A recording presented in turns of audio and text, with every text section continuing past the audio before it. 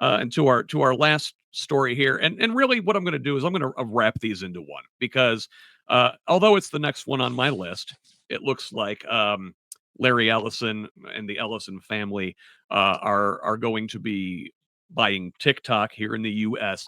if Trump and Chinese President Xi Jinping can come to an agreement when they meet here later this month. Now, we'll talk about that vis-a-vis media consolidation, because it's an important part of the discussion around free speech. So let us sort of wrap these things into one, talk about the aftermath of the Kirk assassination, the way it's been used to crack down on free speech.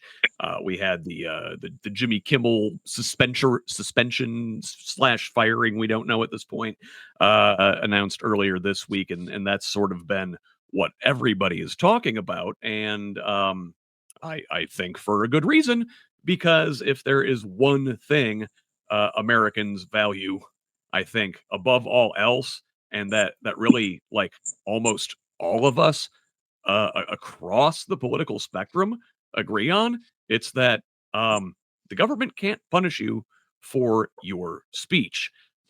So I guess let us look at the Kimmel firing, talk about how that happened, and why it is a very ominous development. So on Monday, Kimmel, during his monologue, made a point, or he was making a joke, and it wasn't even really much of a joke. It was more of a statement when Kimmel said that the previous weekend, Trump and his MAGA gang had been pointing their fingers at everyone attempting to characterize the alleged shooter as anything other than one of them, which, I mean, I think that means just like, another white conservative guy with a gun, which tends to be who does most of these mass shootings or political assassinations. Now,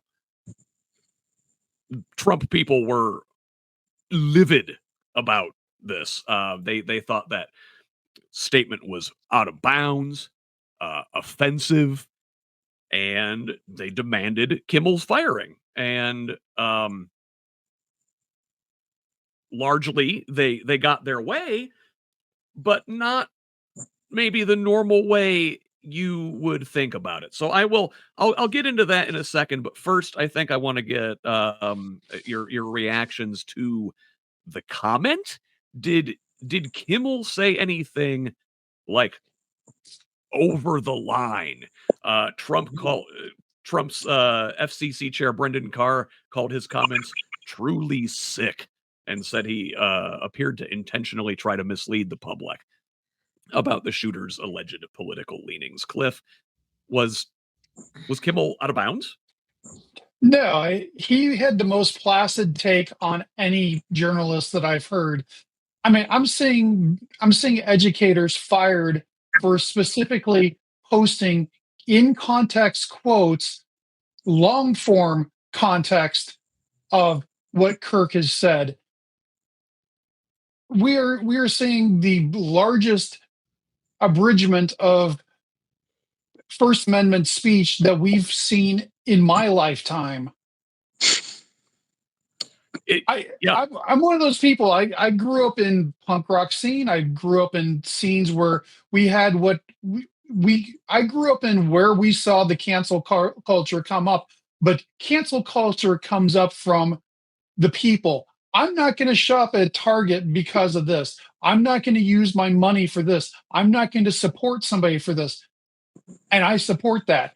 When it comes to the government, we actually had a White House who, on the first day in office, Trump signed an executive order saying he's restoring freedom of speech and ending federal censorship, made a large statement about this, saying that we are not going to be the nation that abridges people's First Amendment rights.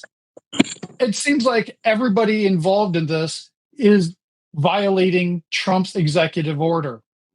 Yeah, well, Tracie, if I recall, that was the reason that young men in particular swung toward Trump in this last election. Very concerned about getting canceled. Cancel culture run amok ever since Me Too. Right? You can't look at somebody sideways without getting run out of the public sphere. Right? That's what they say. Yet, I mean, this is cancel culture run amok, isn't it? It's really amazing how people value free speech until the person speaking across from you says something you don't want to hear.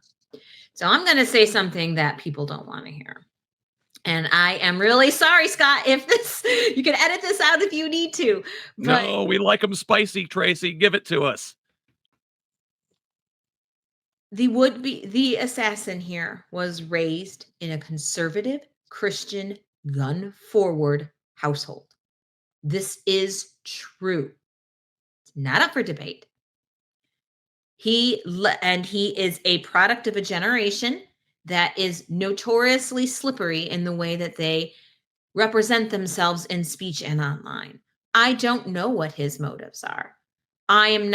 They could have simply been personal. It could have been political.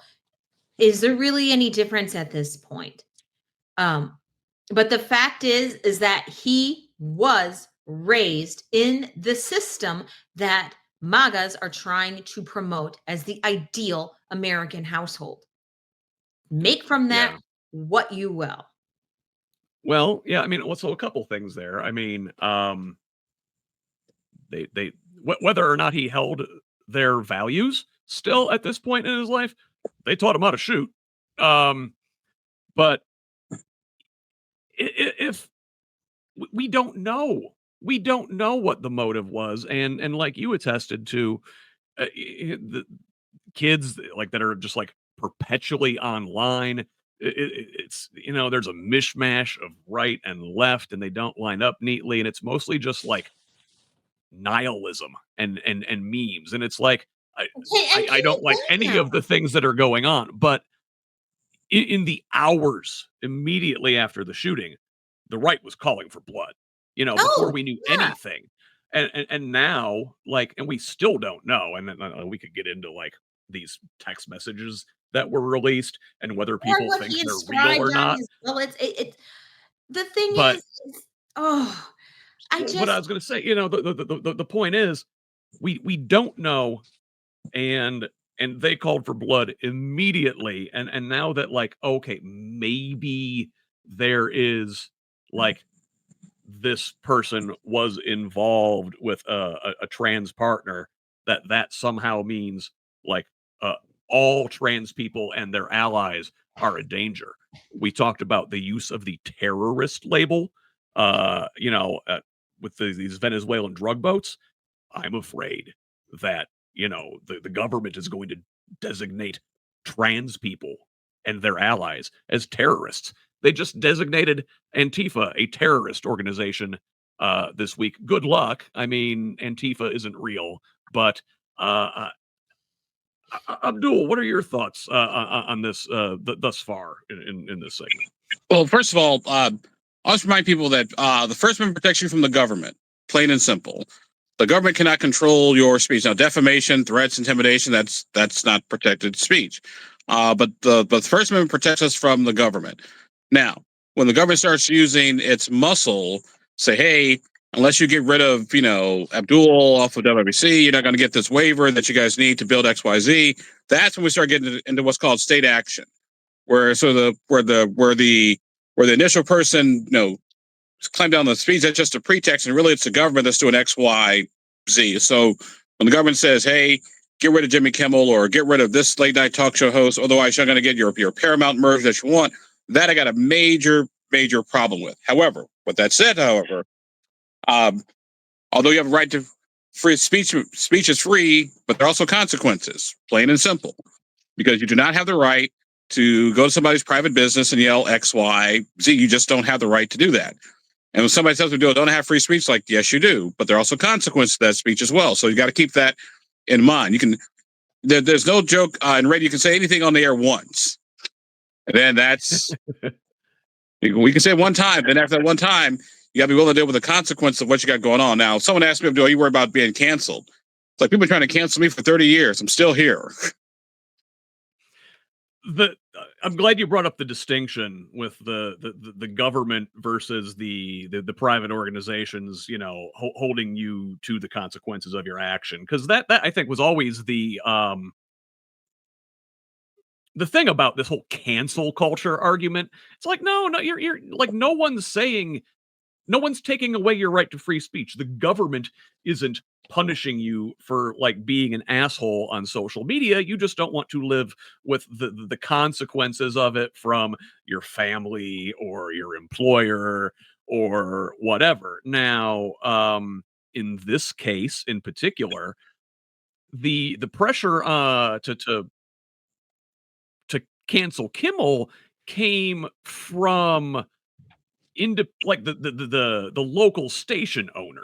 It came from Sinclair Media, which owns television stations all over the place across the country, including several in Indiana. They are a right-wing ideological organization, and there are plenty of receipts to show for it. Likewise, another big owner of local television stations, Nexstar, also pressured ABC. We call Nexstar Death Star. Kimmel. Yeah. So no, Nexstar, not Death Star, not yet, not until their merger goes through. But these companies own a bunch of ABC affiliates across the country, so they put pressure upward on on Disney, which is the owner of ABC. Well, it turns out that okay, so Sinclair, we know they're ideologically motivated. Nexstar, I don't know if they're ideologically motivated, other than they're ideologically motivated to make more money, and they want a big merger approved by the Trump administration to merge with a company called Tegna, which is a weird company name. If you combine Nexstar and Tegna, they're going to merge into a company called Smegma. Do not look that up if you don't know that word. Now, I do. that was a joke. They're not really going to merge into that company, but I joke because this is very serious. So these companies, have business before the FCC, so they put pressure above on the Disney execs. Now, look, the Disney executives were like, I don't know, man. I don't think Kimmel did anything wrong. He didn't like violate our terms and our standards and practices on the air. He didn't say anything, highly offensive. But all of their affiliate owners have the ability to put a lot of financial pressure on them, right? And this is why Jimmy Kimmel is actually looking at litigation, because once again it goes back to that whole state action issue. It's the government using its power, using its influence to clamp down on American speech. Like I said, we're not talking defamation, we're not talking about threats or not about overthrowing the government. Not talking about that. It's about the debate that we have now. Is late night television a place to do that? 6 in one hand, half a dozen in the other. We can argue that, but there's no argument that when the government starts clamping down on speech, regardless of how it does it, whether left or right or whatever, we got a problem. Yeah. Well, and I guess that they would say, "Oh, listen, the government's not cracking down on speech. This is a private decision by Sinclair and Nexstar and Disney. The government's not." Tell that during the deposition. Yeah. Mm-hmm. Well, here's the thing. I mean, number one, Trump went out there and called for Kimmel's head, before his show was over. The FCC head did too. FCC, yes. So did Brendan Carr, Trump's FCC chair. Publicly.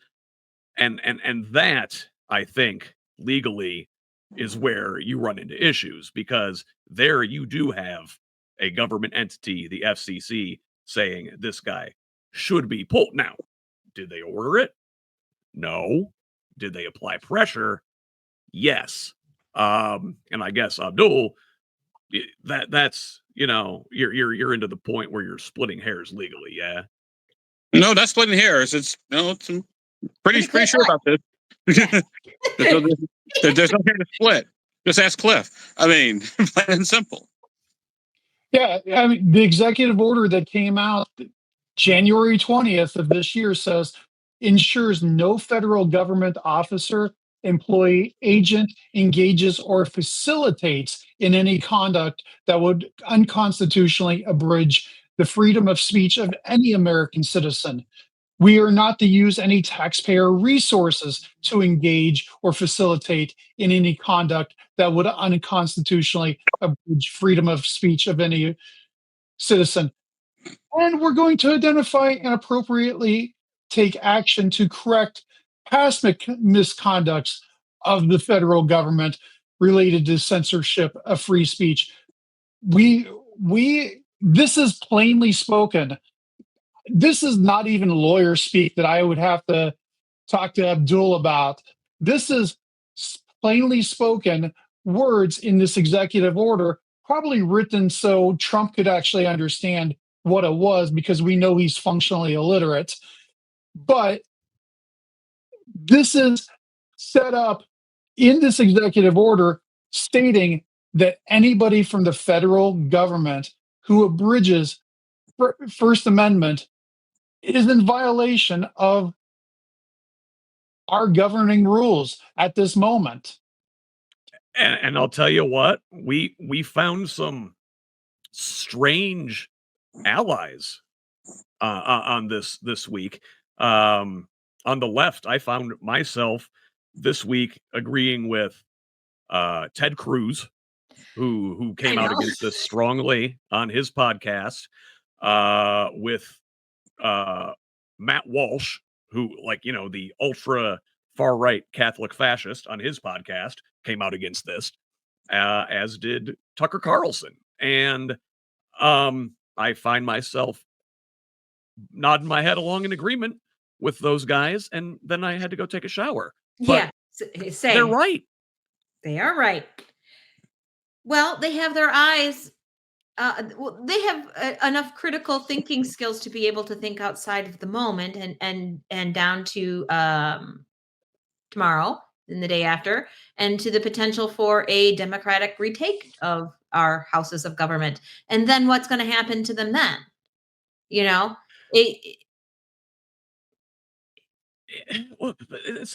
here's the thing. This is where I'm conflicted in a way. Because listen, I'm big First Amendment guy, big fan, huge advocate of being able to say what you want over whatever kind of platform you have. That's what I do here. But when you talk about folks like Walsh and even Charlie Kirk himself, or Tucker Carlson, or I kind of wish maybe we had some sort of regulations in place about the kind of things you can and can't say in public. No, can't. Listen, no. For example, look, in Germany. Where are you going with this, Scott? In Germany, it's illegal to fly a Nazi flag. I think, or even a Confederate flag. I think it should be. I think the Confederate flag is a symbol of terrorism. There are. Well, let's say, what if I have Confederate flag boxer shorts? Only if they're poopy, then they're okay. In public, you get arrested. Oh, Scott, I want to be with you on this. I do. And Abdul, I'm probably going to surprise you here. I don't. Oh, the slippery slope of that. It just goes against my grain. I know. But so look at the fairness doctrine. Okay, so Brendan Carr, he talked about broadcasting in the public interest, which is, actually that is in the FCC. That's what their job is to do, is to make sure people are broadcasting in the public interest. Well, if you look back at the 80s, when we undid the fairness doctrine, or the Telecommunications Act of 1996, these things have basically allowed hate speech to proliferate. It has allowed propaganda to call itself news. I mean, here's my problem with the fairness doctrine. The fairness doctrine was invented with only basically 3 television stations. 3 television stations, maybe an independent network, maybe a couple of radio stations in town. Now, with so many different mediums and so many different forums for people to get their information and misinformation, that's their choice. And we start talking about the fairness doctrine. Okay, well, does Fox, does MSNBC counteract the fairness doctrine for Fox? What about CNN? What about CNBC? You have so many media outlets. What about my podcast? What about this show? Someone says, "Hey, we want equal time." Okay, well, equal time against who? Cliff, Tracie, me, Scott. Yeah. I mean, we have 10 television stations here in Central Indiana. They're owned by 3 people. Yeah, well, and that's a separate issue, which I do actually want to come to here in a moment. But just, I mean, I'm not saying that there should be limits on speech. I'm just saying it's not as cut and dry as we think necessarily. Like, I don't know. Like, listen, Fox News. I talked to a woman last year. She made a documentary about Fox News and how it, brainwashed her father, and how they used like actual like cult mind manipulation techniques to get people worked up into an emotional state. And I mean, if you look at our world now in 2025, would it have come to this place of political violence and the demise of the republic without things like Fox News out there? No, I'm not saying we should ban them or anything. I'm just saying, like, it's worth thinking about. It is. And it's thorny as F. It really is, because your example, Germany, their laws still did not stop the rise of the ADP, and they are facing the same troubles that we are. They're banning them back a little better. And so, AFD. Thank you. Thank you. Sorry about that. Yeah. But the point is that they like nations across the world are facing the same resurgence of nativist totalitarianism, and those instincts, they are embedded somewhere in our cultural consciousness, and to try to figure out how to root those out is a deep ask. And I think it hurts my heart as an American to start talking about governing speech. But you're right. Fox News has been able to manipulate the fact that an undereducated audience is extremely vulnerable to the kind of tactics that operate on a subconscious level. How do we address that as a nation? How do we make sure that our people understand how to responsibly engage with media? We don't have a system for doing that yet. We need one. It's really tricky because, like, you shouldn't be able to broadcast lies across the airwaves and call them truth. Now, the problem with that is, who determines what is the truth, right? Now, we've already got this administration.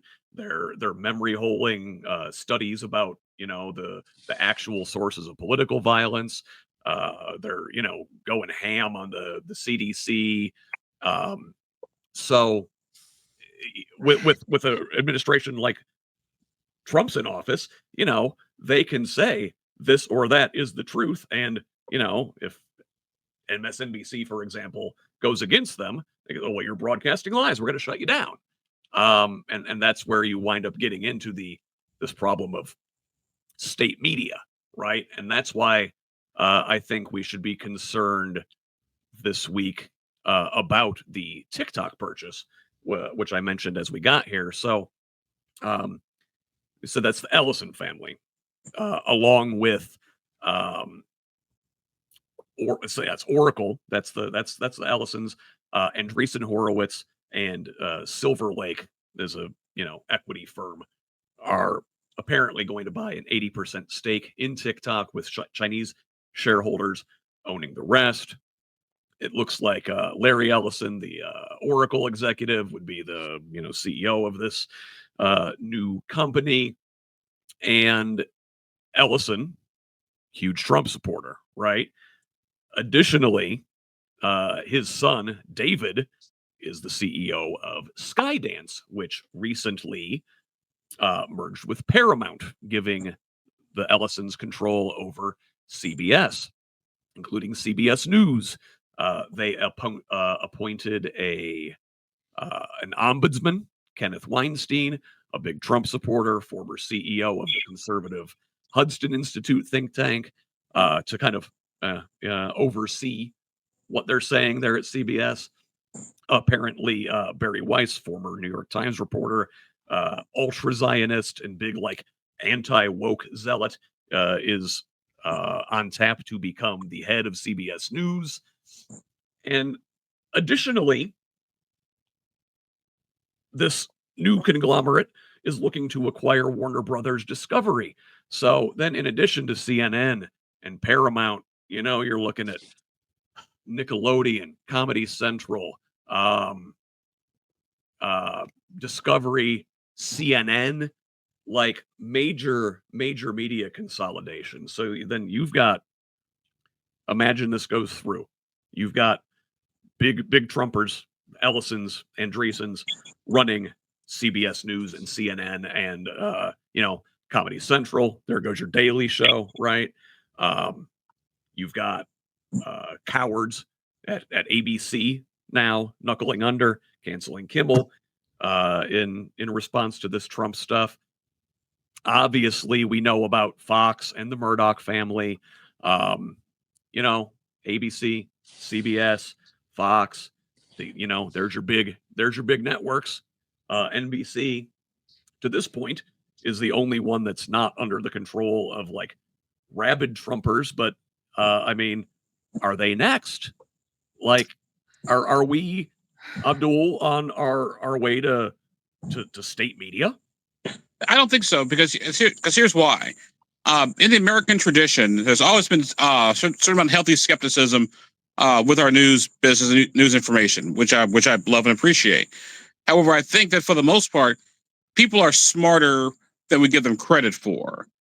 And people can smell, and I think most people can smell a snow job when they see one.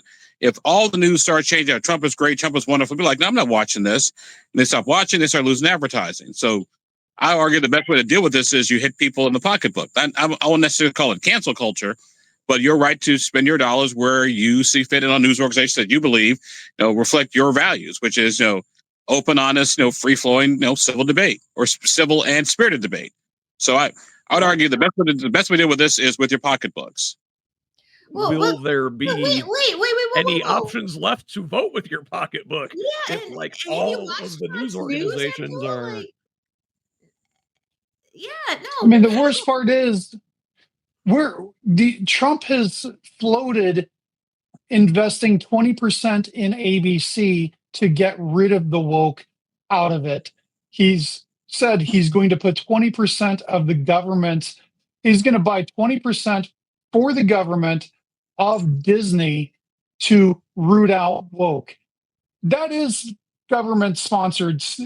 That is state sponsored speech. But it goes back to what I said before, which is, once again, the government is using government money and government resources to stifle speech. That's called state action, which is a whole different ball of wax. Abdul, I would have agreed with your take on the American intelligence and the ability to interact skeptically with news if it appears to be slanted. But that's all Fox News is obsequious Trump coverage. The biggest shows there are nothing but, and they are lapping it up like it is cat milk. They are not engaging any critical thinking with any of that. But Fox has the right to do that, plain and simple. Just like you don't have the right to watch. It's like Fox has the right to do what it wants to do, and you have the right to watch and watch other types of get your news information from other sources. People have the right to make bad decisions. What I worry about is that essentially if this trend continues, all of your mass media is going to be essentially government approved. And for a lot of folks, you know, maybe that's all they're going to get to see. You're going to have to seek, like, really seek out alternative voices. A lot of folks this week are saying that, like, the First Amendment is dead. This marks the end of the First Amendment. I don't think we're there, and I don't think we're ever going to get there, precisely because this country values our freedom of speech too much. But what's going to happen is the government line will be amplified. You know, ABC, CBS, Fox, NBC, CNN, all of them, government line. We'll still be able to talk. Midas Touch will still be able to go out there and do what they do, but you know, you're going to have. We won't be able to have jobs yourself. You're going to have to. The algorithm won't boost those things, right? Like, you won't see it unless you look for it. That's like what I worry about. The social media. We haven't even talked about the social media aspect of this. We're talking about broadcast right now, but, like, listen. Twitter, X, Elon Musk. That place is a rabid Nazi cesspool. Meta, Facebook, Instagram. You know, they're in collusion with the Trump administration. I mean, left-wing speech is suppressed on there. They know who I like. Facebook has my data. They know who I am. They know what I do. They know what I repost and what I believe. They still keep serving me right-wing slop all the time when I scroll, because I am a 45, 46-year-old white man. Well, a lot of 46-year-old white dudes aren't as discerning as I am, not to toot my own horn. And then TikTok, if you know, if they're next, if that's government line, is there going to be any independent social media where the algorithm isn't suppressing you and only amplifying right-wing speech? That's what I really worry about. Cliff, am I crazy? No, I think free speech is dead. I know you don't think that it's completely dead. It is, for the extent of this administration, and if it continues further. I know that even though I work for an institution that celebrates free speech, I'm going to have conversations with my employer because I have not shut up. I am waiting my year and a half until I can retire before I actually say everything that I actually want to say, because free speech is dead. Tracie, dead or mortally wounded? I'm not willing to say free speech is dead. I'm not willing to go down without a fight over my dead body. This nation, if there is no free speech in America, then what the hell are we for? Who are we as a people? I am not going to go down like that. And I know that there are millions that feel the same. I feel like to embrace this nihilistic belief that we can't change things is another dangerous way to go. And I understand that instinct, Cliff, and I'm not bagging on you, but I am saying that for people who are listening and you're feeling despair over this tide that it feels like we can't shift, I don't believe that that's true. It's only been a week. We need to give it time and give people time to react. And then we need to react. We need to be pushing back on this in every place that we can. And I know it's exhausting, and I know we don't want to have to do that, but it's, if not now, when? And if not us, who? We cannot let the one defining characteristic of our nation that has united every single faction across us Abdul, go without a fight. Cliff says dead. Tracie says perhaps dying. Is Abdul team "'tis but a scratch"? It's only a flesh wound, you know. Or it's mine found the Holy Grail. I'm not actually feeling quite well. I think go for a walkabout now. Here's what you got to keep in mind. There's always been a tension regarding free speech in the United States of America. Go back to the founding of the Republic. What's one of the first laws that the founding fathers passed? The Libel and Sedition Act. They had the new government, and what can you not do? You can't speak out against the new government. That's late 1780s, early 1790s. So the free speech to a certain degree has always kind of been under attack, or at least under the microscope. I do believe that, like I said, in the 21st century, I give people credit. It's like a jury. The jury is always the smartest people in the room. You just got to convince them, hey, here's why you should listen to me. And so in the free marketplace of ideas, I think there's room for everybody to have their conversations. And if people start getting ridiculous and start, moving the news media, the people will react. And the fact that, like I said, I may not agree on Ted Cruz and a lot of things, but Ted Cruz is actually right on this one, because Ted Cruz knows, he's smart to realize that, hey, you know what? It's not Republicans aren't going to always be running the show. Democrats are going to be running the show sometime in the near future. And if they do, then guess what? They can do all the things to conservatives that to Republicans that Democrats complain to Republicans are doing right now. Abdul, yes. your historical perspective is actually really comforting, because we beat back McCarthyism before. We can do it again. And it didn't seem possible then, but it was. And at the end, you're having Senate hearings where people were laughing them out of the Senate chambers, or House hearings, or whoever was holding these hearings. So it's possible to turn this tide. It is. And we have a lot more channels now, and this one we're going to keep using to speak our minds as long as we're allowed to. So let's wrap this thing up. I really want to thank you guys for being here with me today, and you've all provided such interesting takes and wonderful information. I want to give all of the folks out there listening an opportunity to find you. Where are you at? Tracie, where can the good folks find you?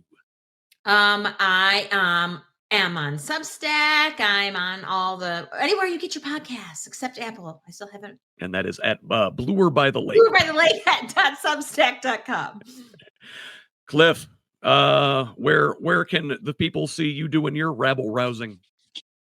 The best place to find me for my long form writing is clifmars.com. That's Clif with one F. Mars is in the planet. I put out a Substack that I write every several months, it seems like, or Twitter on Mayor Clif on Twitter, which I picked when Abdul and I were running for mayor of Indianapolis. Wait. You guys very good. Ran against each other? We ran against each other. Get out of here. It was in primaries, though. Oh, okay. Yes, yeah. Neither one of them won their primaries. The world would be a better place if both had, I think. Abdul, indiepolitics.org for sure. One of the most indispensable sites for news in the state. Where else are you? You can also find me on Twitter, ATTY Abdul. Don't have a Substack column per se, but my columns end up all over the place. So just do a Google search, Abdul-Hakim Shabazz, and brace yourself. All right, excellent. Everybody, subscribe to our fine panelists today. They are great, all of them, and I appreciate each of your contributions. I always love when you are here with me. Abdul-Hakim Shabazz, Clif Marsiglio, Tracie Martin, thanks for joining me this week. Everybody else, until next time, this has been the Who's Left This Week. Love each other, Indiana.